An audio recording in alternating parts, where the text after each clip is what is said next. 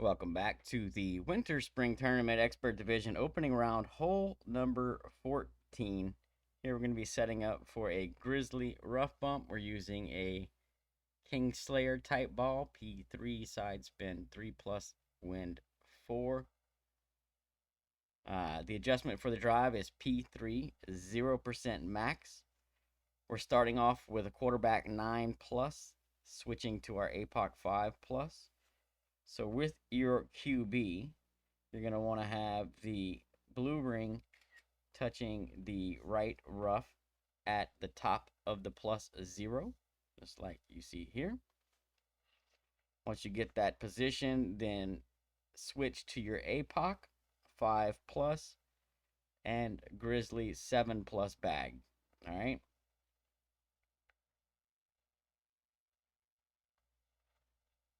Then you'll add your spins, 6 top spin, 2 right spin.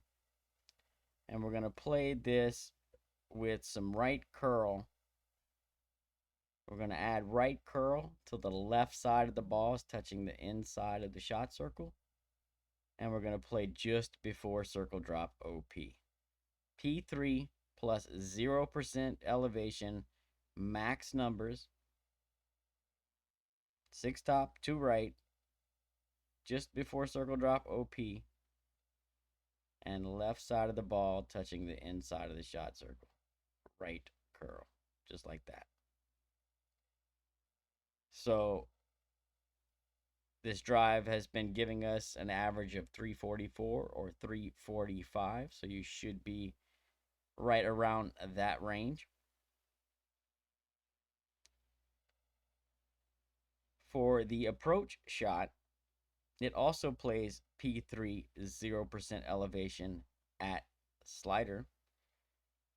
We're using set spins of 3 top spin and 3 right spin. So with spin added, what we're going to do is have the tip of the ball guide touching the line that is 1 line above the hole and splitting the right edge of the cup. All right, so we got our spin added.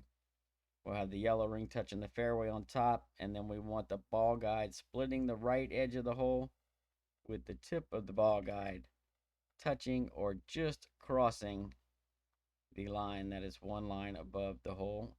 As you can see here, the tip of my ball guide is just barely crossing that line, and the ball guide itself is kind of splitting the right edge of the cup. That's what we're looking for.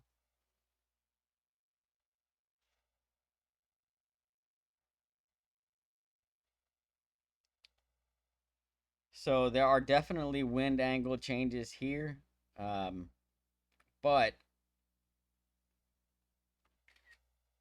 through practicing this shot, it's kind of been not as much wind angle dependent so much as pulling into the bunker.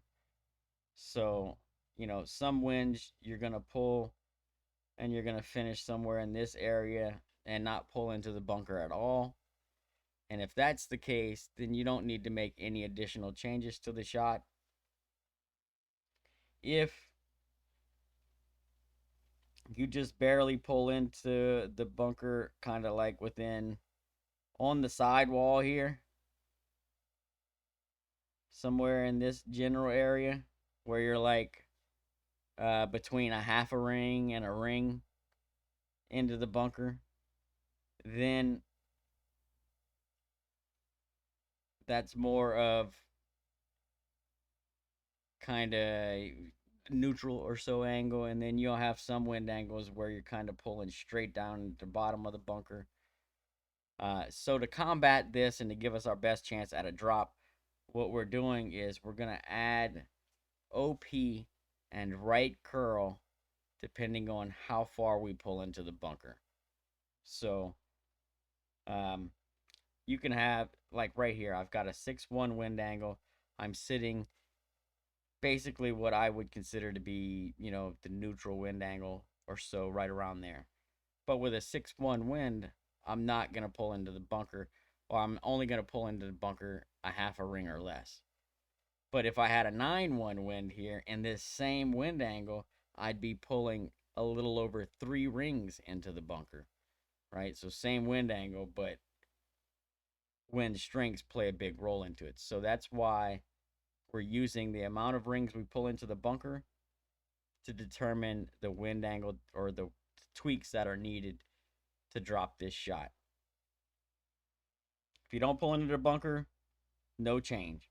If for every ring that you do pull into the bunker, you need to add 2 clicks of overpower and 1 click of right curl, right? So if you pull 3 rings into the bunker, then you need 6 clicks of overpower, which is like 2 clicks before circle break, and then you also need 3 clicks of right curl. This one right here, I believe I pulled this one right around a half a ring into the bunker. So I'm going to add 1 click of OP and 1 click of right curl.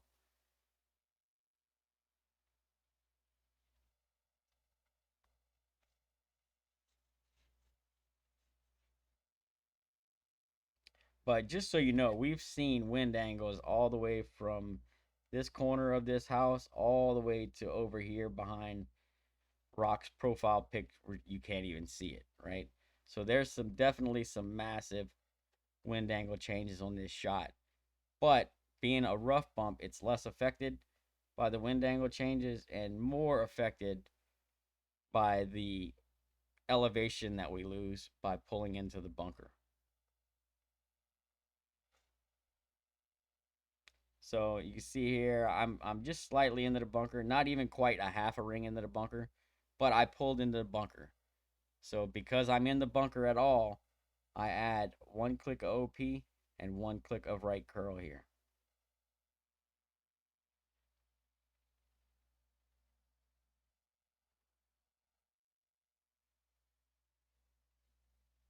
Now, that being said, I will I mean, that was less than a half a ring into the bunker. I probably could have still dropped the shot without adding the 1 click of each. But to keep everything consistent, that's what I did. That's what I will continue to do. And it's how I've been dropping this shot with some pretty good consistency. So that's my recommendation. Definitely want to practice this one a couple of times. Make sure you're kind of set and understand what you need to add when you need to add it as far as the OP goes and the curl goes. Um, if you get like the hard tailwind angle and you're pulling deep into that bunker, if you don't add right curl, you will miss it to the right. I mean, to the left. So just keep that in mind. P30 on the drive, P30 on the approach. The Grizzly plus yards are as follows. Plus 9 is 100, 8 is 98, 7 is 95, 6 is 93, plus 5 is 90, plus 4 is 88, plus 3 is 86, 2 is 83, plus 1 is 81. The 0 is 78% slider, minus 1 is 76, minus 2, 74, and minus 3 is 71% slider. Those are your Grizzly plus yard numbers. You should be set up in plus yards or close enough to them that you can estimate, 1 or 2 rings. If I've once we had the drive set, we've always been in the plus yards. So, but that doesn't mean that you won't catch or see something that we didn't. Good luck, everyone. I hope you all get the drop, and we'll see you on the next one. By the way, on the drive, it's just before circle drop OP. So make sure you don't forget that P30 just before circle drop OP and curl as stated.